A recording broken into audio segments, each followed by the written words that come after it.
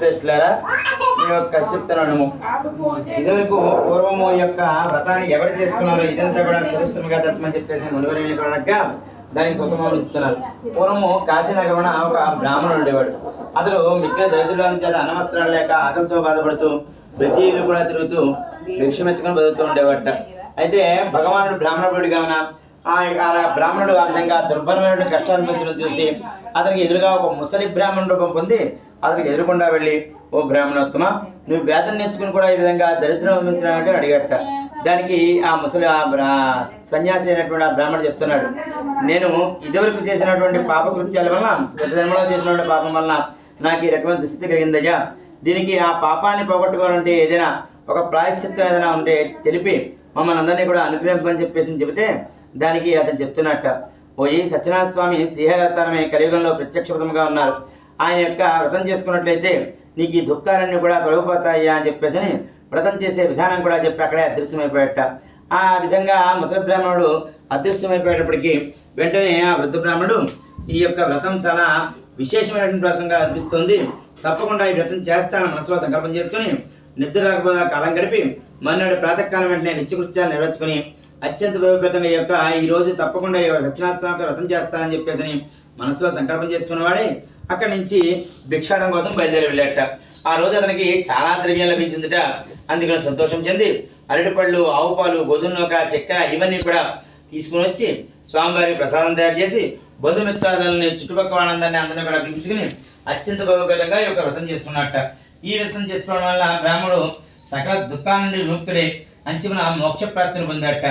ఈ బ్రాహ్మణులను ఎవరైతే ఈ యొక్క వ్రతం చేస్తారో వారందరూ కూడా సుఖంగా ఉంటారని సూతమామని సకల మునివర్యంతో చెప్పేటప్పటికీ మళ్ళా ఆ మునివర్యందరూ కూడా అడుగుతున్నట్ట, ఈ యొక్క బ్రాహ్మణుల వలన ఎవరెవరు వ్రతం చేశారు ఇదంతా కూడా సవిస్తరంగా తెలుపమని చెప్పేసి అంటే అప్పుడు దానికి సూతమామని చెప్తున్నారు.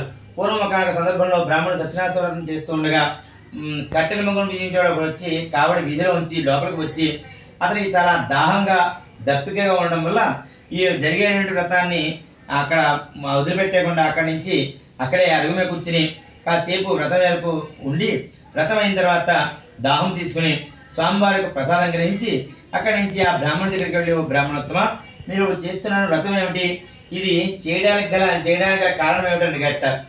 ఈ నేను దరిద్రంతో బాధపడుతున్న సందర్భంలో సాక్షాత్తు శ్రీమన్నారాయణమూర్తి వచ్చి నాకు ఈ వ్రతాన్ని చేశాడయ్యా అని చెప్పి జరిగిన వృత్తాంతం అంతా కూడా చెప్పేటప్పటికి అతను చాలా విశేషమైనటువంటి ఫలితమయ్యా, ఇది తప్పకుండా నాకు కూడా చాలా కష్టాలు ఉన్నాయి అని చేత నేను వ్రతం చేసుకుని ఈ యొక్క కష్టాలంటే కూడా తొలగించుకుంటానయ్యా అని చెప్పేసి సమాధానం చెప్పి ఇంటికి వెళ్ళిపోయేట.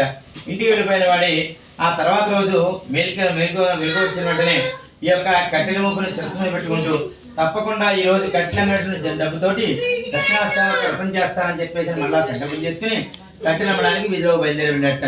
ఆ రోజు ధనవంతులు ఉన్నటువంటి వీధికి వెళ్ళి అమ్మేట అని చేతనికి రెట్టింపు ధనం వచ్చిందిట.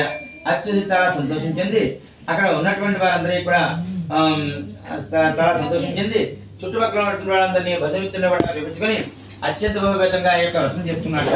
వ్రతం చేయడం వల్ల స్వామి సంతుష్టి ఆయురారోగ్య ఐశ్వర్యాలను కూడా ఇవ్వడం జరిగిందిట. ఇది శ్రీ ద్వితీయోధ్యాయ సంపూర్ణం. యజమానస్య మనస్సంకల్ప సిద్ధిరస్తు.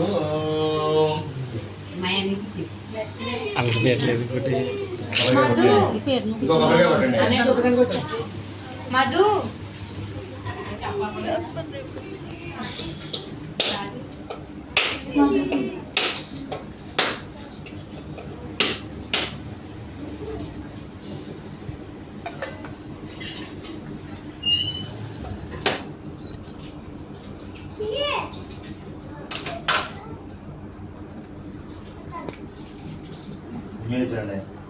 ఓం భూర్భువస్సువహస్సద్రుడేణ్యం భర్గోదేవస్య మహేతి జోజన ప్రచోదయాదత్యం ద్వత్యన వర్షం జ్యామృతం సమృద్ధోపశ్రమసి శ్రీ రమాసహిత విరమణత్వామి దేవతాభిత్యర్థం ద్వితీయ కథానంతరే నారికేళ నివేదనం సమర్పయామి. ఓం ప్రణాయ స్వాహ ఓపనాయ స్వాం జనాయ సదాంతమన స్వాహ మధ్య మధ్య పానీయం సమర్పయామి. ప్రధానమ సూత్రాపదం సమర్పయామి. స్తవ ప్రక్షాళయామి.